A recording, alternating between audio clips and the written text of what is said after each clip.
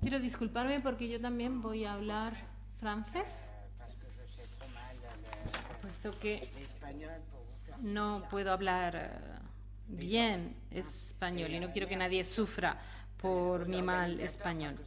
Quiero dar las gracias a los organizadores por ser acogido en una sala tan magnífica como esta en la Real Maestranza, y es también un gran honor el poder participar en este coloquio tan extraordinario.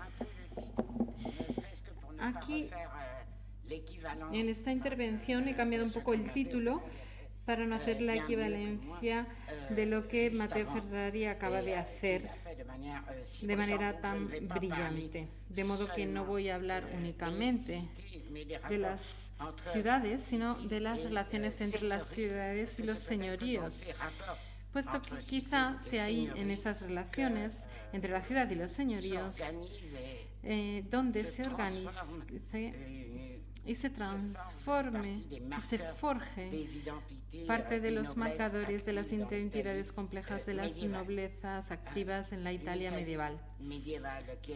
Una Italia medieval que es un mundo de ciudades, efectivamente, y a menudo también de ciudades comunales, pero que es a la vez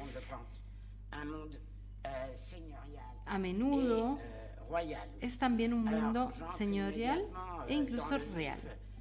Voy a entrar directamente a tratar el tema mencionando esta frase bien conocida: cortesía, cortesía, cortesía chiamo e da nessuna parte mi risponde. Es decir, cortesía, cortesía, te llamo, te invoco y nadie me contesta. La generosidad cortés se oculta tras, porque la avaricia, su enemigo natural, ha pillado a los hombres con un anzuelo. Avergonzaos, los ricos y los poderosos, porque pudiéndolo todo, ni regaláis ni gastáis. ¿Qué hacéis entonces? Y termino con la cita. Mi madre, cortesía, la habéis aplastado bajo vuestro pie, de tal modo que ya no se puede levantar. Este es el grito del corazón de un poeta, caballero, Folgor de San Gimignano, que había podido observar en los frescos que veía en una de las salas del Palacio Comunal de esa ciudad natal, que representaba a los caballeros que participaban en un torneo. Estos sonetos miran hacia el pasado y también al mismo tiempo hacia el presente y el futuro. Miran hacia el pasado en primer lugar porque se hacen eco de lo que se podría considerar de manera retórica como la hermosa caballería de antaño, cuando la cortesía respondía aún a las peticiones. Y este pasado es muy real, incluida en las ciudades comunales italianas. La curialitas o cortesía, animada de ludi caballerescos y de partidas de caza, que había constituido a lo largo del siglo XIII el día a día de los poderosos. Los cronistas y analistas, es decir, los actores y autores de diferentes tipologías de escritos comunales, disertan sobre las curiae, las fiestas y el ocio, el placer que va marcando el año urbano, lo que permite recordar que la comuna, un poder colectivo, como hemos podido oír anteriormente, se hizo con estas insignias de poder, de caballería y de nobleza, intentando transponer los modelos de la cortesía europea del siglo XII a los marcos más urbanos.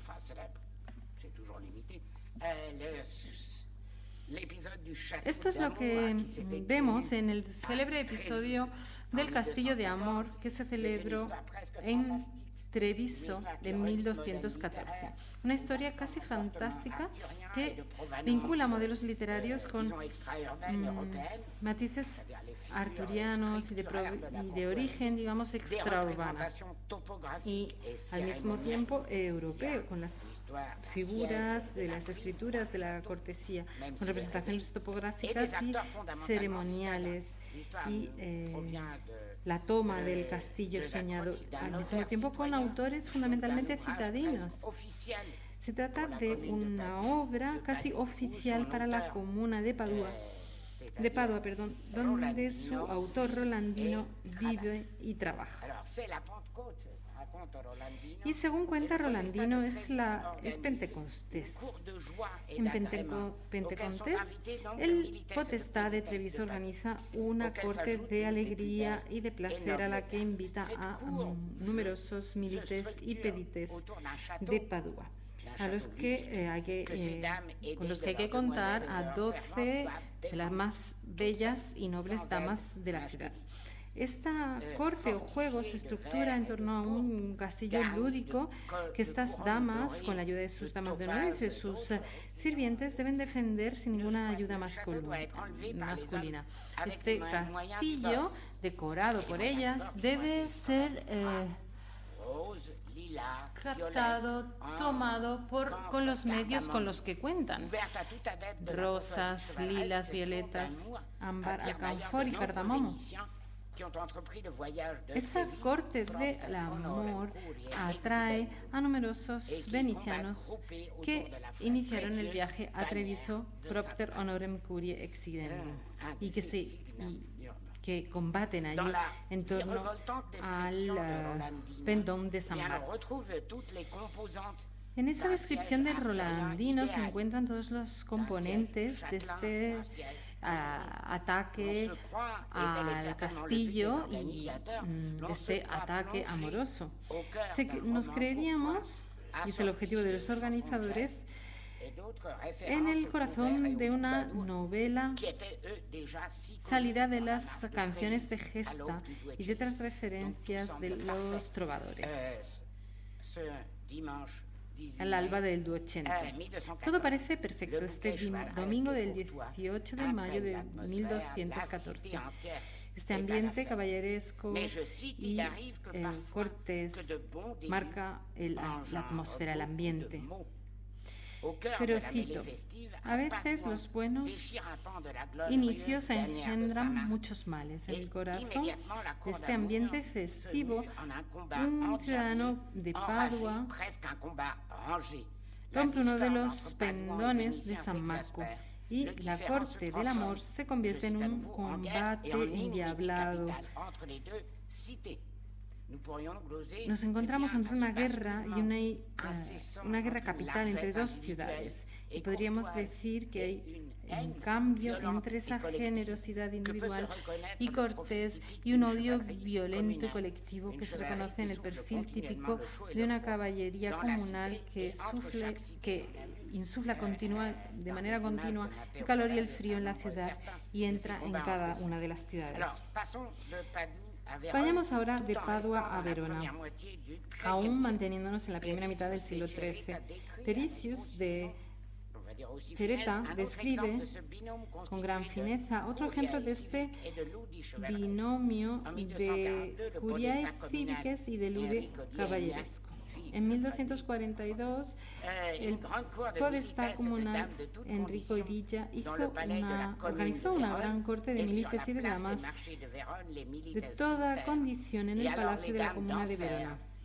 Y en la plaza y el mercado, los milites combatían, las damas bailaban y había pequeños puentes en la zona exterior del palacio comunal. Aquí nos encontramos ante una corte socialmente abierta, pero caballeresca, claramente citadina. Es una corte proclamada por el propio podestá y que asocia ocios y el simbolismo de toda la actividad de hacer la corte a las damas. 40 años más tarde, en Parma, el 15 de junio de 1282, se produjo la inolvidable corte noble que celebraba la entrega de las armas a dos hermanos de un poderoso linaje, el de los Rossi. Hay grandes momentos de alegría que no son únicamente la ocasión, no representan únicamente la oportunidad de armar a los herederos de este gran linaje señorial y citadino, sino que además constituye un momento clave político que justifica el encuentro de distintos miembros de las élites regionales, los boni homines de Parma y de Lombardía. Y estos provienen tanto del popolo como de los caballeros. Y nos encontramos aquí también ante una epifanía debidamente planificada que puede garantizar una nueva paz de la nobleza. Estos ejemplos muestran muy bien la investigación de la cortesía de Folgiore de San Gimignano, que encuentra, y no es el único, un poema casi contemporáneo y aún transmite prácticamente lo mismo, la Comedia de Dante, donde vemos de nuevo en su purgatorio. Y en el siglo XVI nos acercamos ahora al Valle de los Príncipes y nos dirigimos hacia los señores de Lombardía y de Romaña. Debemos mirar hacia el pasado, por muy cercano que esté,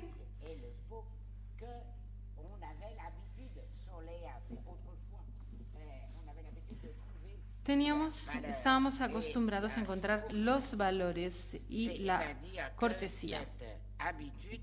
Y esta costumbre, según Dante, en el siglo XIV, se habría perdido ya, según Dante.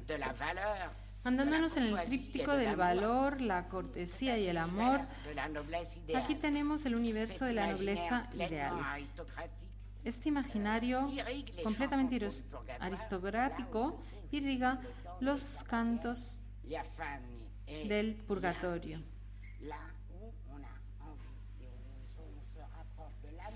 Nos acercamos al amor y a la cortesía. Y esta palabra es aquí clave. Y aquí tenemos que señoría tiene el mismo valor que cortesía. Ese sentido de las buenas costumbres, de la educación. Un valor nacido de la sangre antigua y las buenas costumbres, una calidad que se obtiene pregio de la borsa e della spada, en italiano. Dante asocia la representación de los señores territoriales como Malaspinesi y también Aldobrandeschi, Guidi y en Romaña, y asocia esa representación de los señores territoriales a una cultura cortés y noble, que integra la auténtica nobleza familiar y personal heredada e íntegra. Justamente esta nobleza no sería hoy más que un recuerdo, como vemos en los versos del canto 16, en el paraíso. Ahora estamos en Florencia, en el corazón de los tres cantos familiares, los de Cacciatida, el caballero imperial y cruzado. Su celebración social y virtuosa permite además a Dante el recorrer por primera vez en su obra, le permite recurrir al sintagma ejemplar de la nobiltà di sangue, y lo hace desde el primer verso de este canto. Esta nobleza es como un manto que puede encogerse si no se mantiene día a día por el amor de Dios y por la virtud. Pero se trata Pese a todo, de la nobleza, una nobleza de la que Dante está orgulloso, una nobleza que debería ser a la vez antigua, caballeresca y hereditaria, lo que no se le concede a todo el mundo. Al mismo tiempo, y a través de una elección muy significativa, Dante coloca estos versos en un lugar destacado con un inventario de los nobles florentinos, basándose en los buenos nobles antiguos que llegan a los nuevos ciudadanos de Florencia, que, al igual que los Bardi, por sus riquezas ya han ofendido gravemente a otros ciudadanos. Y esa sería la situación hoy, y donde podríamos encontrarnos mañana, tanto para Dante como para Folgore. Comme dans le Contado, les marqueurs qui auraient constitué un imaginaire nobiliaire positif et assumé seraient sur le point de se perdre. Dans la comédie, les cartes, en fait, s'étaient dévoilées très vite. Dès un troisième chant, 16, qui est en fait le premier, parce que c'est celui du 16e chant de l'enfer. L'ennemi est alors pointé du doigt qui ne mérite même pas la qualité de noble. C'est lui l'adversaire. La gent nouvelle, les gains trop soudains qui ont engendré orgueil et démesure. Florence, en toi, et déjà tu en pleures. En la comedia, el enemigo viene señalado por el dedo y no merece más la calidad de noble. Si son nobles, si son ricos, magistrados, caballeros, lo sean o no. La versión, por una parte, al menos de las élites florentinas, las que habían tomado el control del regimiento urbano y que Dante comenzaba a considerar al escribir la comedia como responsables de su exilio injusto, queda explicitado ante ciertos analistas. Escuchemos lo que dice uno de ellos, uno de los tardíos, Winiforte Barzizza, y lo que dice: las gentes nuevas que se multiplican tras haber expulsado fuera de los muros a los antiguos nobles, las ganancias repentinas, grandes riquezas adquiridas en poco tiempo, engendraron orgullo en lugar de valor y de magnanimidad, de tal modo que lloran ya al percibir su ruina.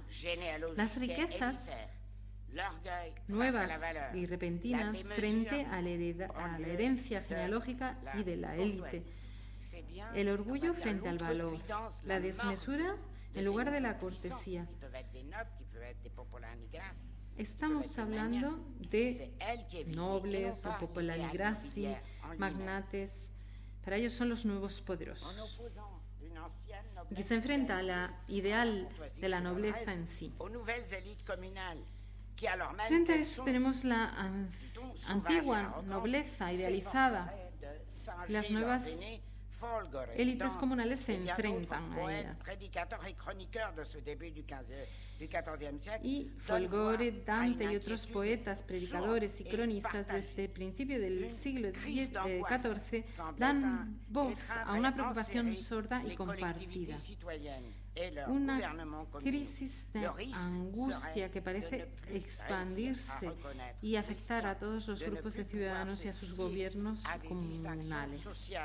El riesgo sería que ya no los reconocen como propios y podrían perderse ante la confusión de la persona. En italiano, la confusión delle persone, que es el principio del mal en la ciudad. Que sufren los dolores literarios y poéticos tomarían entonces los trazos de las características de las nuevas noblezas, y que nadie pretenda uscire dalla sua schiera, decía el predicador Giordano da Pise, es decir, que nadie salga de su rango, es decir, que todo el mundo debe permanecer en el lugar que Dios le ha confiado. Si los hombres salen de su rango, tendremos una catástrofe. Ante estas amenazas sociales y culturales, es necesario elegir un lado, o al menos asegurar a los conciudadanos, tranquilizarlos, proponiéndoles una alternativa relacionada con la ideología y lo imaginario. Hay que encontrar una cortesía aristocrática. Ahora bien, los modelos positivos empiezan a ser señoriales, como en Malaspina. Bueno, voy a seguir por aquí. En los Malaspina, como en otros señores del contado o de antiguos nobles de la ciudad, la nobleza depende del linaje. Se basa en un reconocimiento conservado. Nace del encuentro entre el poder territorial o urbano, defendido por las armas, y una potencia familiar proclamada por la generosidad.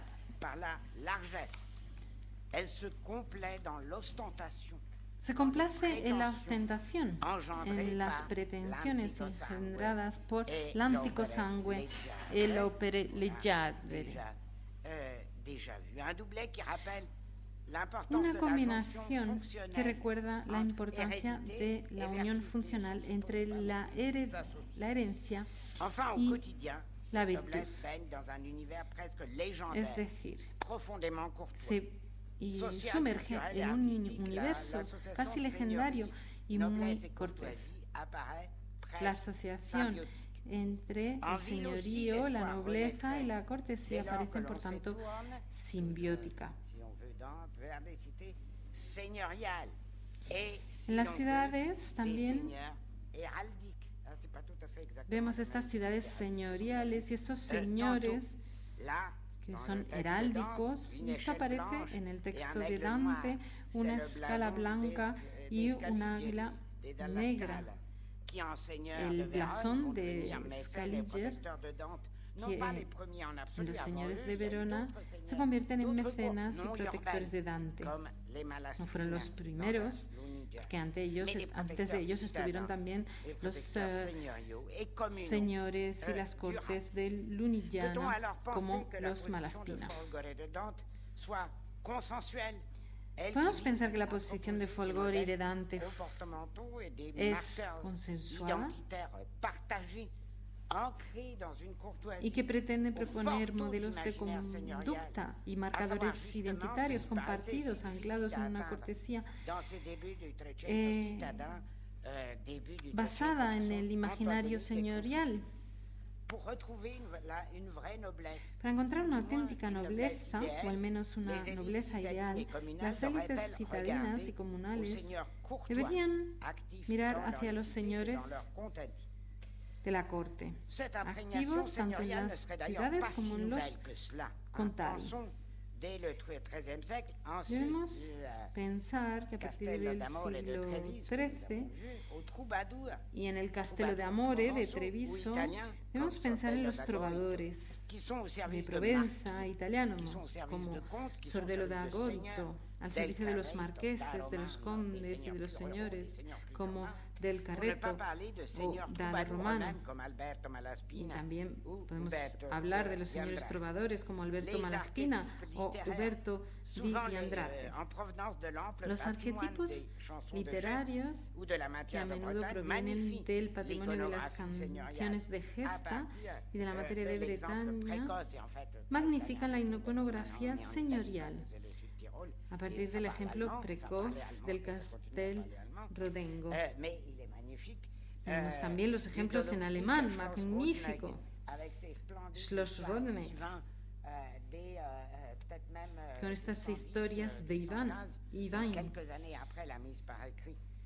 unos años después se escribió, quedó por escrita la canción de Iván el Caballero en alemán, del caballero al león, hasta la cámara de amor del castillo de Savionara Avio. Como podemos imaginar, hay idas y venidas entre el imaginario caballeresco y la política citadina, pero es todo muy complejo. Parémonos ahora a finales de 1370 en otro tipo de documento a medio camino entre ricordanza personal, panfleto nobiliario y relectura familiar y genealógica de la historia de Florencia. Estoy hablando de la epístola de Lapo di Castiglionchio a su hijo. Aquí se presenta de nuevo, aunque con una mirada más citadina, política y comunal, el esplendor imaginado de un noble señor. Este texto nos incita a comprender que la representación social y cultural de los grupos dominantes activos en la Italia de los últimos siglos de la Edad Media debe tener siempre en cuenta la marca señorial en la política de la ciudad. ¿Qué escribe entonces el ciudadano Lapo? Es un héroe político, un héroe güelfe. Vemos ahí esa referencia a esa parte güelfa que vimos antes en una imagen. Es un jefe popular, no es un mañá. Desde un punto de vista político está del lado popular. Es un líder de facciones, un gran jurista. Y su hijo le dice, después de haber enseñado durante 20 años, eres conde. Y es también una figura política reconocida. Con las reivindicaciones de Ciompi, Lapo presenta una especie de autobiografía muy reivindicativa. ¿Y qué reivindica? No reivindica su poder político, ni sus relaciones sociales, ni sus redes urbanas. Ante todo, insiste en su descendencia noble y señorial. Es realmente el grito del corazón del descendiente de un antiguo linaje de señores del contado florentinos que leemos en su pluma. Y ella explica por qué se considera pobre y dice: desde siempre, y lo conocemos desde hace tanto tiempo que ya hemos olvidado los orígenes. Estamos muy lejos de los que estudian las genealogías. Sabemos que desde siempre teníamos un castillo, teníamos un nombre de linaje propio, y luego hubo dos ramas, la malvada y la buena.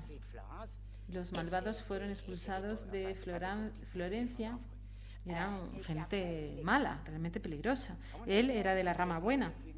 Y luego explica, éramos personas muy nobles, teníamos fieles, vasallos y una jurisdicción en asuntos civiles y criminales. Controlábamos iglesias. Y aquí tenemos una declaración en la primera persona, en el propio corazón de la Florencia de esa época, con ese orgullo basado en el castillo, los fieles, los vasallos, todo en ello basado en una dominación territorial inmemorial, gracias a el control del contrato social con los vasallos. Esa memoria, y no he encontrado la foto para enseñarla aquí, pero seguro que la encuentro. Y vemos estas historias genealógicas muy estudiadas por Christian Klapisch, genealogías que certifican al mismo tiempo la importancia de una auténtica dimensión memorial y archivística en un marco privado y señorial. Los Castiglionco se convirtieron en ciudadanos y populares florentinos y tuvieron que traducir sus antiguos atributos señoriales al nuevo lenguaje político comunal, teniendo en cuenta la gran dificultad de esta tarea. En lugar de castillo hay que decir palacio en la ciudad. Los fieles, bueno, pues vamos a hablar de amigos ahora, los amigos del barrio que nos son fieles. Ya no hay una iglesia privada, sino una capilla de familiar o personal. Lapo instaló sus propia armería sobre la capilla. Y ahí tenemos uno de los pocos ejemplos de esta situación en la que se deja claro que la capilla es individual y no de la familia. Tenemos entonces también ahí esa dominación sobre los hombres y la tierra, y eso se traduce en una participación en los gobiernos urbanos. Este pasado señorial es exaltado gracias a esa lejanía por las brumas de los recuerdos distantes y legendarios. Unos 20 años más tarde, esta panoplia de recuerdos son nobiliarios, ideales, y esta gama de marcadores no se dan a todos los ciudadanos. La encontramos, al contrario, en una de las novelas más sarcásticas de Franco Sacchetti, donde tenemos a un protagonista que recibe, el gran Giotto recibe la visita de un simple artesano rico, y en italiano un uomo di piccolo affare, grossolano artefice, un artesano con éxito, que le pide que pinte su propio blasón en su escudo. Y Giotto responde, se conmueve. Nunca nadie le había hecho una petición similar, sobre todo de un simple artesano que es como si se considerara a sí mismo como el rey de Francia. Y le dice, bueno, hagámoslo pero con calma. Lo hace, lleva a cabo el encargo. Todos los elementos en un único escudo era mucho. Y no he intentado siquiera poder traducir esto, los términos técnicos, porque realmente es muy complejo. Pero hay que decir que queda muy claro. No se queda ahí. Cuando el artesano vuelve a ver a Giotto para recoger su pedido, está a punto de quedarse sin respiración y le dice que no va a pagarle al pintor. Y Giotto le contesta de manera impasible y flegmática, pero ¿quién te crees tú que eres?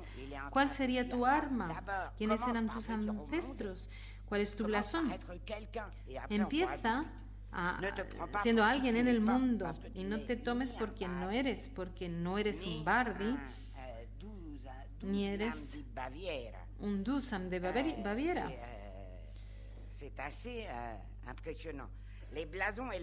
Los blasones y los emblemas se percibirían, por tanto, como consustanciales a una nobleza que se hereda, una memoria reconocida, una fama cierta y notoria. No obstante, en el imaginario de las élites populares florentinas, a las que pertenecía Franco Sacchetti, ahí vemos que la percepción y la representación de este reconocimiento nos hace referencia a figuras muy diversas en función de si estamos pensando en el universo señorial de los príncipes y el universo de la realeza, fuera de los marcos citadinos, el rey de Francia, Dusan de Baviera, o si estamos pensando en los grandes banqueros, los políticos personificados en Florencia por los Bardi. Desde la Toscana urbana y la Florencia comunal, este mundo de caballeros aristocráticos y principescos parece a la vez lejano y muy visible. Un lejano. Habría que ir a Francia o a Bocace o en España o Constantinopla, incluso al reino mítico de Marc y de Cristán. En cualquier caso, la existencia de una cultura de la corte compartida más allá de un simple universo señorial, incluido en una Italia muy vinculada a los mundos urbanos y comunales. No puedo resistirme a hablar de algunos ejemplos de iconografía señorial. Pensar en estos cuadros. Algunos de ellos son Castel Roncolo, por ejemplo, los Ruckenstein, justo más arriba de Bolzano, donde encontramos descripciones expresivas de esos torneos caballerescos. Aquí, Frugarolo, cerca de Alessandria, en la Torre de Orba, donde aparecen frescos derivados del Lancelot du Lac. Y en el sur, por último, un techo pintado en Palermo, en el barrio del Puerto, donde el palacio de los Chiaramonte se enriquece entre 1377 y 1380 de techumbres pintadas con temas heráldicos e historias de Tristán espectaculares.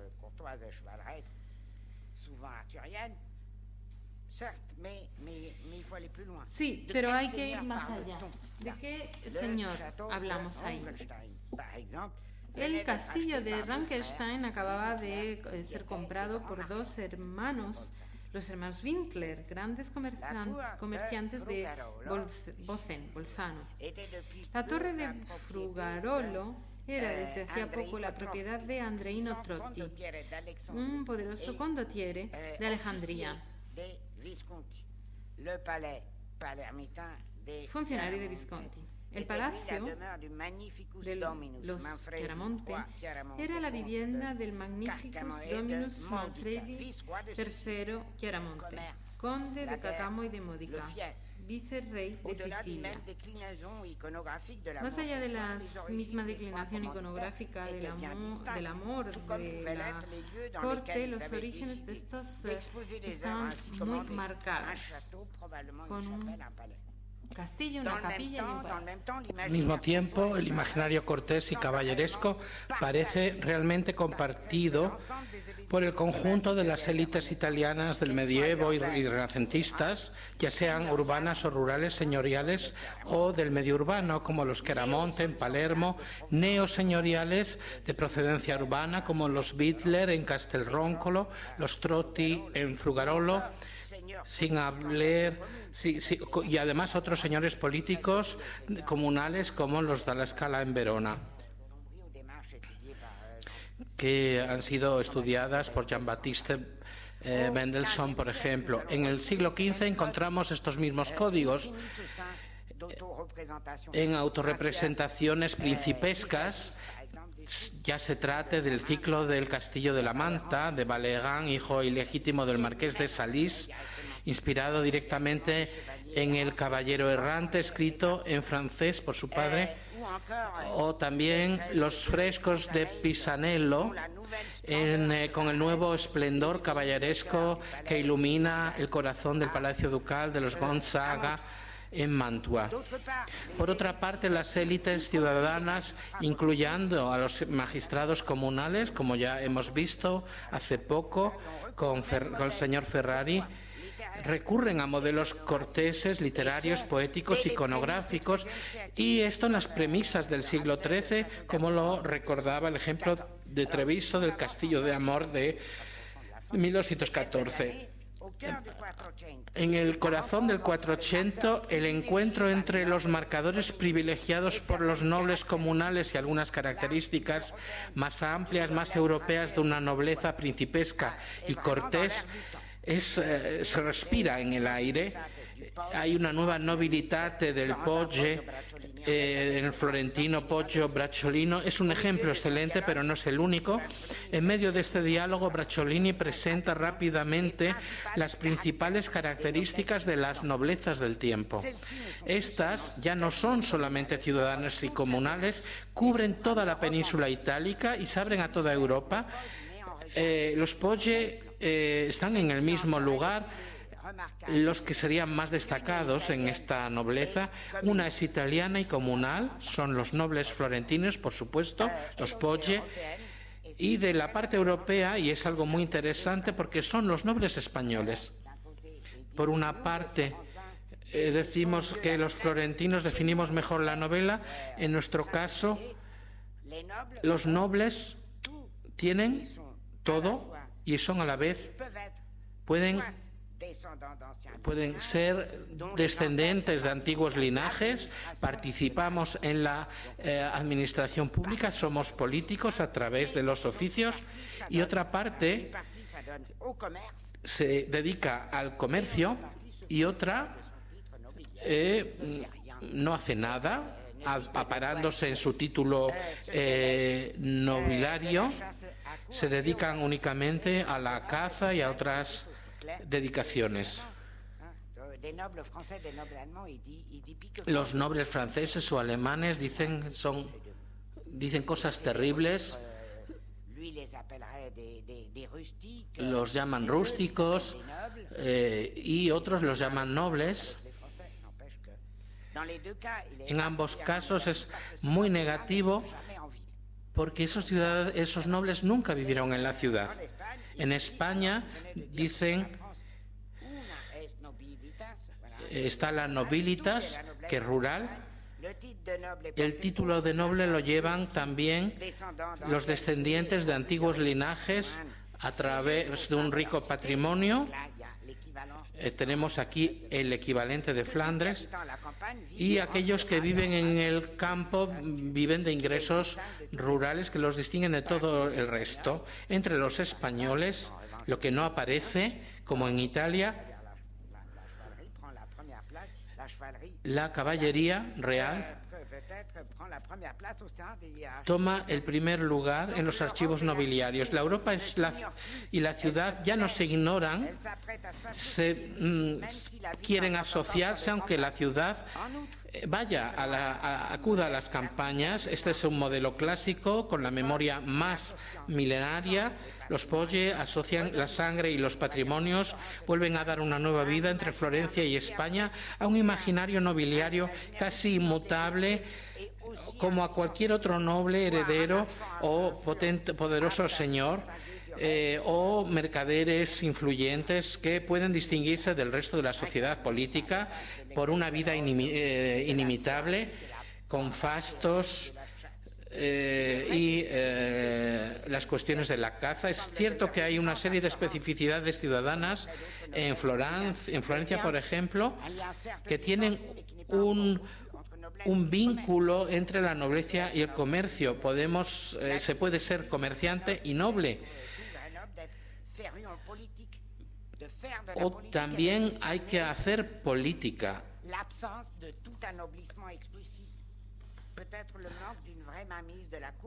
También Esto no impide la distancia entre algunas noblezas urbanas italianas y sus homólogos europeos. Se produce un reencuentro de sincretismo entre el universo de la política ciudadana y los mundos de las aristocracias señoriales y principescas.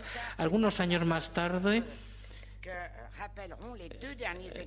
y esto nos remite a los dos últimos ejemplos que he dado, están los frescos encargados por Pietro Maria Rossi, el lejano heredero de los Rossi que hemos visto hace unos 3 o 4 minutos de finales del siglo XIII, que también ha sido condottiere de los Visconti y los Sforza, un poderoso señor de la Bassa, bien situado entre Parma y Piacenza, y que es dueño de castillos residenciales de Rocabianca y de Torrechiara, con frescos abiertamente señoriales y políticos. Y aquí, en la Fundación Jean de Berry, puede verse la iconografía.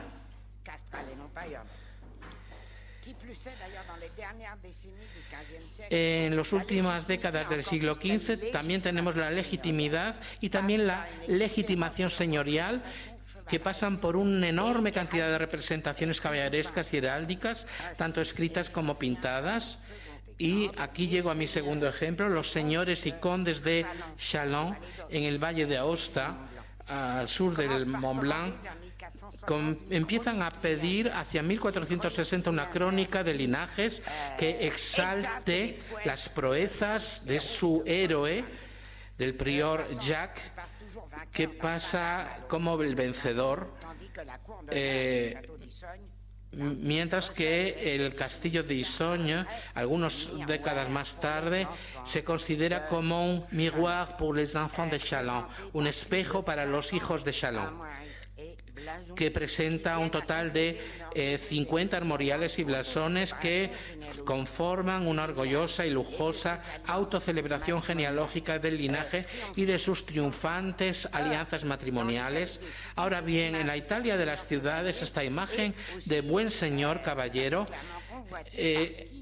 ha sido compartida tanto por ciudadanos o hombres de armas, de los Bindler o a los Trotti, que adquieren propiedades señoriales rurales y un castillo. Tenemos el caso de Baltasar Castiglione, que ha escrito en 1528 un manual que tuvo mucho éxito a nivel europeo, el Cortesiano, y cito: la corte piena di nobili cavalieri che per tutto il mondo si spargono, la corte llena de nobles caballeros que se esparce por todo el mundo. Castiglione insiste en la necesidad de tener en cuenta el aprendizaje de una exigencia que sería completamente nueva para Italia, e da noi pur bisogna conversare con loro. Tenemos que aprender nosotros mismos a discutir con ellos, a esos nuevos nobles caballeros reales. En el siglo XVI, las antiguas listas de magnates encontradas por las autoridades comunales, que las habían anulado, las habían hecho desaparecer entre 1270 y 1320, que se refería a los que se referían Dante y Sacchetti, los Bardi. Esas listas de magnates, como decía, van a cambiar de sentido en el siglo XVI, pasando de antiguos catálogos de la exclusión política a nuevas colecciones de un exclusivismo social ancestral de los libros de oro de las noblezas ciudadanas de la Italia moderna. Voy a acabar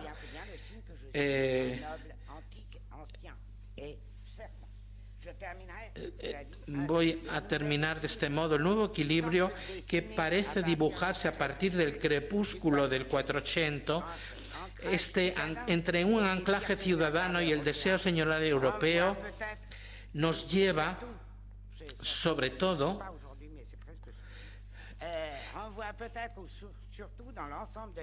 al conjunto de Italia a un bloqueo de la ascensión social, a una pérdida de oportunidades en cuanto a la movilidad vertical, que había desempeñado unas grandes transformaciones y unas impugnaciones de las identidades nobiliarias en la Italia medieval de las ciudades. Tanto la nueva popularidad de una nobleza real y caballeresca, tanto en la corte como en otros lugares, nos lleva a un imaginario aristocrático